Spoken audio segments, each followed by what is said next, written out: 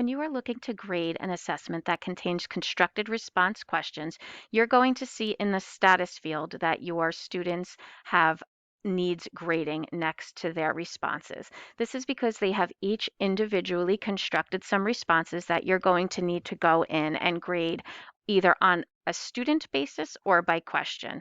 So you'll see that the grade is not calculated here yet because some more grading needs to be done.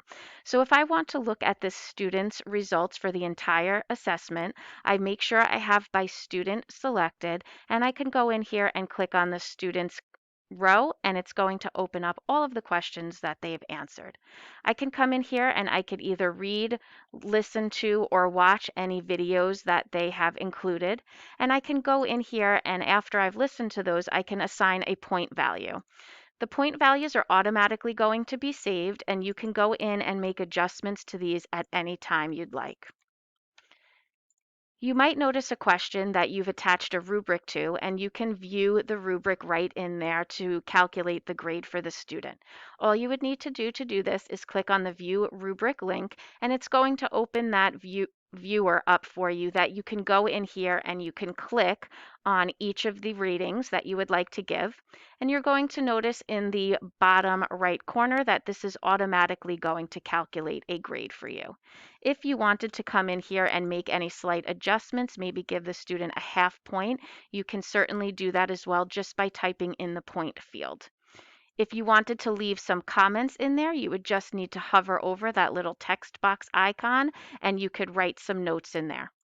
Once you're all done adding any points to the rubric, you're going to hit save, and now you're going to notice that the grade is automatically calculated out of the number of points that was originally given to that question. So once you're all done with this, you can go to your next student. And if you wanted to go back to your student list, you could click the back button.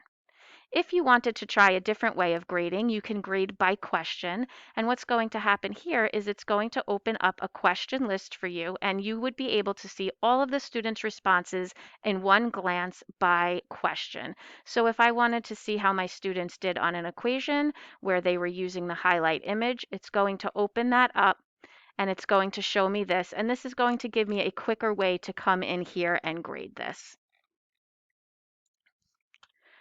Once I'm all done here, I can either go on to the next question and grade all of those, or I can go back to my entire question list. In order for the grade to display here, you're going to need to make sure you go in and grade all of the questions that the student has responded to. Once you've completed grading each of the questions that the students responded to, you're going to notice that your grade is going to be calculated in the gradebook points column. And once again, if you ever needed to come in here and edit any of these grades, you can click on the pencil icon. You could come in and you could change a grade and it's going to show it as saved. If you ever want to clear the override and go back to the original grade, you would just click the Clear Override link and it's going to display the accurate grade.